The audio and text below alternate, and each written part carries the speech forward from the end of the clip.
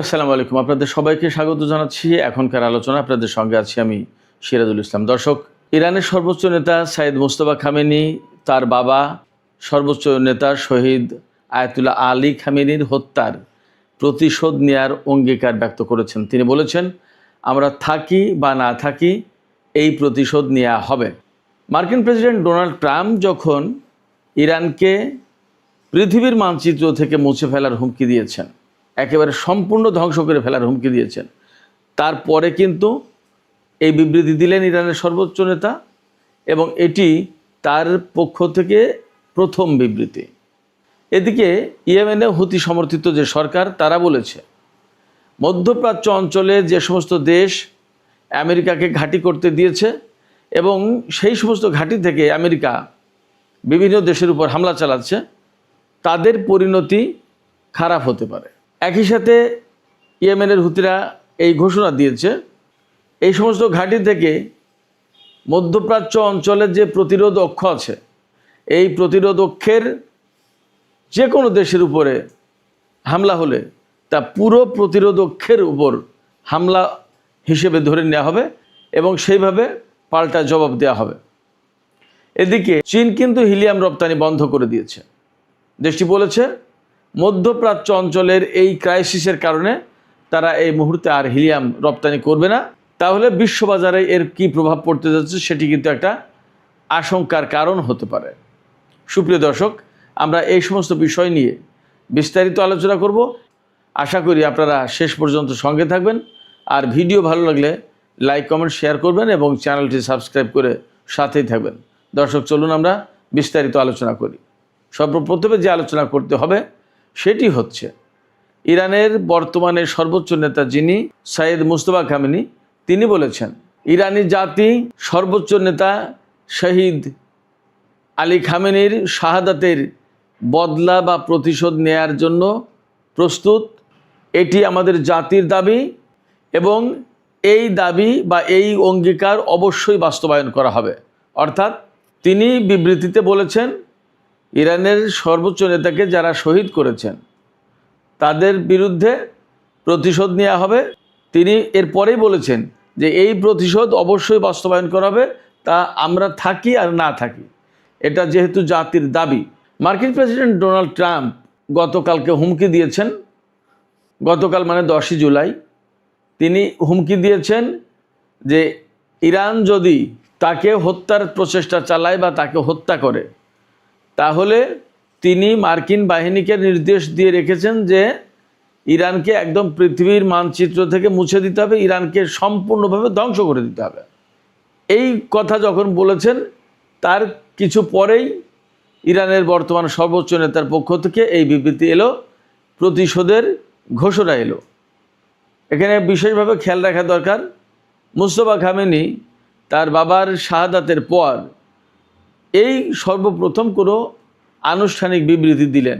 তিনি কিন্তু এখনও জনসমক্ষে আসেননি। আমরা এর আগেও বলেছি যে ইরানের যে বিরাট জনসংখ্যা, যারা সর্বোচ্চ নেতা আয়াতুল্লাহ আলী খামেনির জানাজা এবং দাফন অনুষ্ঠানে উপস্থিত ছিলেন, তাদের ভিতরে একটা বিরাট সংখ্যক মানুষ, তারা কিন্তু এই যে আমেরিকার সাথে ইরানের যে আলোচনা চলছে, চুক্তির চেষ্টা চলছে, এই সমস্ত বিরোধিতা করেছেন। তারা বলছেন যে যারা আমাদের সর্বোচ্চ নেতাকে হত্যা করেছে, যারা আমাদের ইমামকে হত্যা করেছে, তাদেরকে হত্যা করতে হবে, তা না করে প্রতিশোধ না নিয়ে এই সরকার কেন আমেরিকা বা তাদের সাথে আলাপ আলোচনা করছে, চুক্তির চেষ্টা করছে, মীমাংসার চেষ্টা করছে, আপোষের চেষ্টা করছে, কেন এগুলো করবে? তাদের দাবি হচ্ছে সর্বোচ্চ নেতাকে হত্যা করেছে, যারা হত্যা করেছে তাদেরকে হত্যা করতে হবে। এবং এই বিষয়টাকে কেন্দ্র করে কিন্তু এরই মধ্যে ডোনাল্ড ট্রাম্প ইরানকে তো এই হুমকি দিয়েছে যে বিশ্বের মানচিত্র থেকে মুছে ফেলা হবে, সম্পূর্ণ ধ্বংস করে ফেলা হবে। তার আগে ইসরায়েলের গোয়েন্দা সংস্থা আমেরিকাকে জানিয়েছিল যে ডোনাল্ড ট্রাম্পকে হত্যার জন্য ইরানিরা পরিকল্পনা করছে। তবে আমেরিকার যে সমস্ত গোয়েন্দা সংস্থা, তারা বলছে যে আমাদের কাছে এই রকম সুনির্দিষ্ট কোনো তথ্য নেই যে ইরানিরা হামলার পরিকল্পনা করছে। হ্যাঁ, ইরানিরা যে কথা বলছে যে তারা প্রতিশোধ দেবে তাদের সর্বোচ্চ নেতার হত্যার, সেই কথা কমন এবং সেটা প্রকাশ্যেই বলছে তারা। সেই কথা আমরা এমনিতেই জানি, কিন্তু গোয়েন্দা তথ্য এমন নেই যে সুনির্দিষ্ট কোনো তথ্য যে যার ভিত্তিতে বলা যাবে অমুক ব্যক্তি বা অমুক দল বা অমুক অমুক লোকজন বিশেষ গোপন স্থানে এই পরিকল্পনা করেছে, এইভাবে বাস্তবায়ন করবে তাদের প্রতিশোধের এজেন্ডা, এমন কোনো তথ্য আমাদের কাছে নেই। তার মানে ইসরায়েল এবং আমেরিকার ভিতরে এই ব্যাপারে গ্যাপ আছে, বোঝা গেল। এই জায়গা থেকে অনেকে বলছেন যে নেতানিয়াহু বা ইসরায়েল আসলে আমেরিকাকে বিশেষ কোনো গোয়েন্দা তথ্য দিল, নাকি যে কথা বলছে সেটা দিয়ে ডোনাল্ড ট্রাম্পকে ইরানের বিরুদ্ধে আরও বেশি শক্ত পদক্ষেপ নেওয়া বা ইরানের বিরুদ্ধে আরও বড় হামলা চালানোর উস্কানি দিল, সেই প্রশ্ন কিন্তু আছে। এই প্রশ্ন শুধু আমি তুলছি না বা আমাদের মতো আরও 2-5-10 জন তুলছে না, খোদ আমেরিকার বিশ্লেষকরা, পর্যবেক্ষকরা এবং যারা সমালোচক বা এরকম আলোচনা করেন পত্রপত্রিকার সাংবাদিকতার সাথে জড়িত, তারাও প্রশ্ন তুলছেন যে ইসরায়েল আসলে কি চাইছে। ইসরায়েল এখানে আমেরিকাকে তথ্য দিয়ে সাহায্য করলো, নাকি ইরানের বিরুদ্ধে আরও বড় রকমের হামলায় জড়িত হওয়ার জন্য ডোনাল্ড ট্রাম্পকে উস্কানি দিল। সুপ্রিয় দর্শক, ইরান এবং আমেরিকার মধ্যে যখন এরকম উত্তেজনা, প্রচণ্ড উত্তেজনা, এবং এখন উত্তেজনার সবচেয়ে বড় যে দুটো টপিক, সেটা হচ্ছে ইরানের সর্বোচ্চ নেতার হত্যার প্রতিশোধের প্রশ্ন, আর একটা হচ্ছে হরমুজ প্রণালী। হরমুজ প্রণালী কার নিয়ন্ত্রণে থাকবে বা ইরানের নিয়ন্ত্রণে আদৌ থাকবে কিনা, নাকি একদম উন্মুক্ত করে দেওয়া হবে, এই বিষয়টা। যখন এই দুটো বিষয় নিয়ে খুবই গুরুত্বপূর্ণ আলোচনা চলছে, হুমকি পাল্টা হুমকির প্রশ্ন, এবং ইরান যখন বলছে যে করেই হোক, যদি প্রয়োজনে যুদ্ধ করেও হয়, তাহলেও আমরা এই হরমুজ প্রণালীর নিয়ন্ত্রণ আমাদের হাতে রাখব। যদি ব্যাপারটা তাই হয়, তাহলে দাঁড়াচ্ছে কি? তাহলে দাঁড়াচ্ছে যে ইরান কোনো মতেই ছাড়বে না হরমুজ প্রণালীর কন্ট্রোল, এবং আমেরিকা হয়তো সেটা মানতে চাইবে না। তাহলে দুই পক্ষের ভেতরে আবার নতুন করে সংঘাত সৃষ্টি হতে পারে। এই রকম একটা প্রেক্ষাপটে যখন পরিস্থিতি, তখন ইরানের পররাষ্ট্রমন্ত্রী সাইয়েদ আব্বাস আরাকচি ওমান সফরে গেছেন। আজকে মানে আজকে 11 জুলাই। এই সফরে গিয়ে তিনি ওমানের সাথে মূলত আলোচনা করছেন কিভাবে হরমুজ প্রণালী ম্যানেজমেন্টের দায়িত্ব তারা দুই দেশ মিলে পালন করতে পারে। অর্থাৎ আমেরিকার হুমকির কাছে নতি স্বীকার না করে বরং ওমান এবং ইরান কিভাবে হরমুজ প্রণালী কন্ট্রোল করবে তার আলোচনা করছে। এটা একটা গুরুত্বপূর্ণ দিক বটে। এদিকে মধ্যপ্রাচ্যের এইরকম ডামাডোল, সংকট, উত্তেজনা, সংঘাত, সংঘর্ষ, যুদ্ধ যখন চলছে, তখন ইয়েমেনের হুতি নিয়ন্ত্রিত সরকার, যেটা সানা ভিত্তিক যে সরকার, সেই সরকারের পক্ষ থেকে একটা আনুষ্ঠানিক বিবৃতি প্রকাশ করা হয়েছে।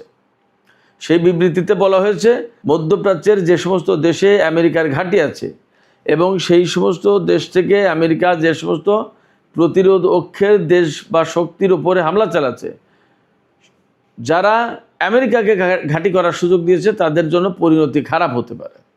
ইয়েমেনের সানা ভিত্তিক সরকার একদম সুস্পষ্ট করে বলেছে, যদি এই সমস্ত দেশ মধ্যপ্রাচ্য অঞ্চলের প্রতিরোধ অক্ষের ওপরে আমেরিকাকে হামলা চালানোর সুযোগ দেয়, তাহলে এই প্রতিরোধ অক্ষ পাল্টা হামলা চালাতে পারে এই সমস্ত দেশগুলোর উপরে বা মার্কিন ঘাঁটিগুলোর উপরে, এবং এক্ষেত্রে একেবারে সম্পূর্ণভাবে প্রতিরোধ অক্ষের যে কোনো পক্ষ নিজের মতো করে সিদ্ধান্ত নিয়ে হামলা চালাতে পারে। এর ভিতরে সবচেয়ে গুরুত্বপূর্ণ যে কথাটা বলেছে সানা ভিত্তিক সরকার, সেটা হচ্ছে যে এই যে প্রতিরোধ অক্ষের যে শক্তিগুলো এখানে যুক্ত আছে, এর যে কোনো একটা শক্তি বা যে কোনো একটা পক্ষের উপর হামলাকে প্রতিরোধ অক্ষ একেবারে পুরো প্রতিরোধ অক্ষের উপরে হামলা বলে ধরে দেবে এবং এর বিরুদ্ধে কঠিন এবং কার্যকর জবাব দেবে। ইয়েমেনের হুতি আনসারুল্লাহ আন্দোলন সমর্থিত সানা ভিত্তিক যে সরকার রয়েছে, তাদের পক্ষ থেকে এই কথা যখন বলা হচ্ছে, তার মানে দাঁড়াচ্ছে যে ইয়েমেনে বড় রকমের নতুন সংঘাতের, যুদ্ধের আশঙ্কা আছে, এবং সেই যুদ্ধে মধ্যপ্রাচ্যের দেশগুলো তাদের ঘাঁটি আমেরিকাকে যদি ব্যবহার করতে দেয়, তাহলে পরিস্থিতি কি হবে সেই ব্যাপারে কিন্তু মধ্যপ্রাচ্যের দেশগুলোকে, বিশেষ করে যে সমস্ত দেশে আমেরিকার ঘাঁটি রয়েছে, সেই সমস্ত দেশ এবং সেই সমস্ত দেশের সরকারকে সানাভিত্তিক ইয়েমেনের সরকার সতর্ক বার্তা দিল। এখন এই সমস্ত দেশ বা মার্কিন ঘাঁটি তারা কে কীভাবে বার্তাটা নেবে সেটা তাদের ব্যাপার।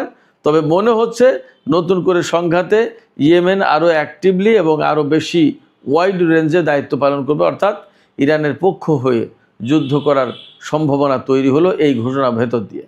আমরা কুয়েত, বাহরাইন, কাতার, সংযুক্ত আরব আমিরাত, সৌদি আরব, জর্ডান সহ মধ্যপ্রাচ্যের যে সমস্ত দেশ আছে তাতে 19টি ঘাঁটি এবং স্থাপনা, মার্কিন সামরিক স্থাপনা আছে বলে মোটামুটি তথ্য। ফলে এই সমস্ত সব ঘাঁটি এখন প্রতিরোধকের বৈধ টার্গেটে পরিণত হবে বলে মোটামুটিভাবে ধারণা করা যাচ্ছে। সুপ্রিয় দর্শক, আজকের আলোচনার শেষ পর্যায়ে একটা বিশেষ গুরুত্বপূর্ণ খবর নিয়ে আলোচনা করব। সেটি হচ্ছে চীন আন্তর্জাতিক বাজারে হিলিয়াম রপ্তানির উপর নিষেধাজ্ঞা আরোপ করেছে। অর্থাৎ চীন থেকে এখন হিলিয়াম গ্যাস রপ্তানি করা যাবে না। চীনের বাণিজ্য মন্ত্রণালয় এবং কাস্টমস প্রশাসন এই দুটো প্রতিষ্ঠানের পক্ষ থেকে এই ঘোষণা দেওয়া হয়েছে, অর্থাৎ হিলিয়াম রপ্তানি বন্ধ ঘোষণা করা হয়েছে। এই যে চীনের পক্ষ থেকে হিলিয়াম রপ্তানি বন্ধের ঘোষণা দেওয়া হলো কেন? চীন বলছে যে মধ্যপ্রাচ্যে যে যুদ্ধ চলছে এই যুদ্ধের কারণে আন্তর্জাতিক বাজারে এরই মধ্যে হিলিয়াম সরবরাহের উপরে একটা চাপ পড়েছে।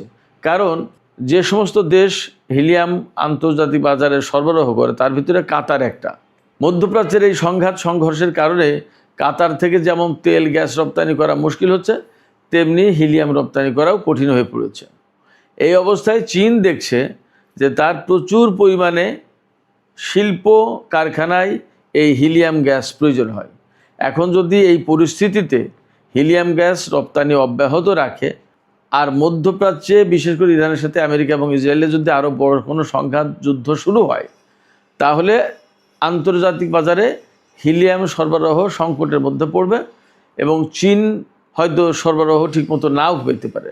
আবার এই মুহূর্তে চীনের সাথে আমেরিকার কিন্তু বিরাট বাণিজ্য যুদ্ধ চলছে। যেমন মার্কিন প্রেসিডেন্ট ডোনাল্ড ট্রাম্প ঘোষণা দিয়েছেন গতকালকে যে চীন যদি ইরানের কাছ থেকে তেল আমদানি অব্যাহত রাখে তাহলে চীনের উপরে 100% ট্যাক্স বা শুল্ক আরোপ করা হবে। চীন বলেছে 100% কেন, তোমরা 200% বা যত খুশি ট্যাক্স আরোপ করতে পারো, কিন্তু আমরা ইরান থেকে তেল নেওয়া বন্ধ করবো না। এটা আমাদের স্বাধীন সার্বভৌম সিদ্ধান্ত। আমরা আমাদের সিদ্ধান্ত নেব, আমরা কার কাছ থেকে তেল নেব কার কাছ থেকে নেব না সেটা আমাদের ব্যাপার, কেউ এখানে হস্তক্ষেপ করতে পারে না। তার মানে চীনের সাথে আমেরিকার কিন্তু এই মুহূর্তে আবার নতুন করে প্রচণ্ড বাণিজ্য যুদ্ধ শুরু হলো। এই বাণিজ্য যুদ্ধের মধ্যে হিলিয়াম গ্যাসের মতো একটা গুরুত্বপূর্ণ গ্যাস যদি চীন তার জরুরি প্রয়োজনের সময় সরবরাহ না পায় তাহলে ভয়াবহ বিপর্যয়ের মধ্যে পড়বে। সেই কারণে চীন তার হাতে নিজের যা আছে সেটা স্টক করে তার চাহিদা মেটানোর একটা ব্যবস্থা করার চেষ্টা করছে। এখানে একটা প্রশ্ন আসতেই পারে যে হিলিয়াম গ্যাস আসলে কি কি কাজে লাগে? হিলিয়াম গ্যাস অনেক কাজে লাগে। এখনকার দুনিয়ায় সবচেয়ে বড় যে বিষয়টা সেটা হচ্ছে যে সেমিকন্ডাক্টর চিপ, যেটা মোবাইল, জাহাজ, বিমান সব কিছুতে এই জিনিসটা লাগে, গাড়িতে লাগে। এই জিনিস তৈরির জন্য এই হিলিয়াম গ্যাস লাগে এবং কারখানা পরিবেশ পরিষ্কার পরিচ্ছন্ন রাখার জন্য এটা লাগে। এরপরে রকেটের যে জ্বালানি ট্যাঙ্কার, সেই জ্বালানি ট্যাঙ্কারের প্রেশার ঠিক রাখার জন্য হিলিয়াম গ্যাস লাগে, অর্থাৎ রকেটে হিলিয়াম গ্যাস লাগে। তার মানে মহাকাশ গবেষণার কর্মকাণ্ডের জন্য হিলিয়াম গ্যাস মাস্ট। এমআরআই মেশিনের সুপার কন্ডাক্টিং যে ম্যাগনেট রয়েছে তার তাপমাত্রা একদম ঠান্ডা রাখার জন্য এই হিলিয়াম গ্যাসের ব্যবহার করা হয়, হিলিয়াম গ্যাস লাগে। ফাইবার অপটিক তৈরি এবং লেজার প্রযুক্তি যেটা, এখানে হিলিয়াম গ্যাস একদম অবধারিত লাগে। এছাড়া বিভিন্ন বৈজ্ঞানিক গবেষণায় এই হিলিয়াম গ্যাসের ব্যবহার রয়েছে, প্রয়োজন হয়। আর ফাইবার অপটিক, লেজার প্রযুক্তি, এগুলো তো আপনারা বুঝতে পারেন যে পৃথিবীতে এই মুহূর্তে কত বেশি প্রয়োজন এগুলো। এছাড়া বিশেষ ধরনের ওয়েল্ডিং এবং শিল্প কারখানায় এই হিলিয়াম গ্যাস লাগে। এখন প্রশ্ন হচ্ছে, চীন কি পৃথিবীতে একমাত্র হিলিয়াম রপ্তানিকারক দেশ? না, চীন বরং অনেক কম রপ্তানি করে। সবচেয়ে বেশি রপ্তানি করে আমেরিকা, এরপরে রয়েছে কানাডা, কাতার, রাশিয়া, আলজেরিয়া, এ সমস্ত দেশ। তো চীন যদি এই হিলিয়াম গ্যাস রপ্তানি বন্ধ করে দেয় তাহলে আসলে কি অনেক বড় প্রভাব পড়বে? না, অনেক বড় প্রভাব পড়বে না। এখনকার যে তথ্য সেই তথ্য অনুসারে বলছি যে খুব বড় প্রভাব পড়বে না, কিন্তু যুদ্ধ যদি দীর্ঘস্থায়ী হয় এবং বড় পরিসরে ছড়িয়ে পড়ে তাহলে মধ্যপ্রাচ্যের যে সমস্ত দেশ তারা এটা কতদূর কি সাপ্লাই দিতে পারবে, বিশেষ করে কাতার, সেটা একটা ব্যাপার। আমেরিকার কাছ থেকে চীন কতটুকু পাবে সেটা একটা ব্যাপার। এছাড়া যে যুদ্ধ পরিস্থিতি দিন দিন বাড়ছে, তাতে অস্ত্র, ক্ষেপণাস্ত্র, মিসাইল, আদার অনেক কিছুর জন্য আরও বেশি প্রয়োজন হয়ে পড়ছে। সেক্ষেত্রে যদি নিজেদের চাহিদা পূরণ করতে না পারে, তাহলে তারা তো আমেরিকা এবং পাশ্চাত্যের যে দুনিয়া, তাদের সাথে যুদ্ধেও টিকতে পারবে না। এই কারণে চীন নিজের প্রয়োজন মেটানোর জন্য সরবরাহ ঠিক রাখতে এই হিলিয়াম রপ্তানির বন্ধের সিদ্ধান্ত নিয়েছে। তবে মনে করা হচ্ছে যে ইরান যুদ্ধ আরও বেশি মাত্রায় ছড়িয়ে পড়তে পারে এমন আশঙ্কা থেকেই মূলত চীন এই হিলিয়াম রপ্তানি বন্ধ ঘোষণা করেছে। দেখা যাক আগামী 2-5-10 দিনের ভেতরে হয়তো আরও পরিষ্কার হবে যে চীন কেন প্রকৃতপক্ষে হিলিয়াম রপ্তানি বন্ধ করলো, এবং এই চীনের হিলিয়াম রপ্তানি বন্ধের কারণে আন্তর্জাতিক বাজারে এই হালকা গ্যাসটি অর্থাৎ হিলিয়ামের দাম কতটুকু বাড়লো, কীরকম কী তার প্রভাব পড়লো, আমরা সব জানতে পারবো। সুপ্রিয় দর্শক, এখনকার আলোচনা এখানে শেষ করতে চাই। আলোচনা শেষের আগে আমি আপনাদের কাছে প্রথম যে বিষয় নিয়ে আলোচনা করেছিলাম সেই বিষয় নিয়ে একটু জানতে চাই যে ইরানের সর্বোচ্চ নেতা শহীদ আয়াতুল্লাহ আলী খামেনির শাহাদাতের প্রতিশোধ নেয়ার অঙ্গীকার ব্যক্ত করেছেন বর্তমান সর্বোচ্চ নেতা সাইয়েদ মুজতবা খামেনি। আপনাদের কি মনে হয় যে ইরান আমেরিকা বা ইসরায়েলের বিরুদ্ধে এই প্রতিশোধ নিতে পারবে? আপনাদের মতামত জানিয়ে কমেন্টে লিখুন। আর ভিডিও ভালো লাগলে লাইক, কমেন্ট, শেয়ার করবেন এবং চ্যানেলটি সাবস্ক্রাইব করে সাথেই থাকুন।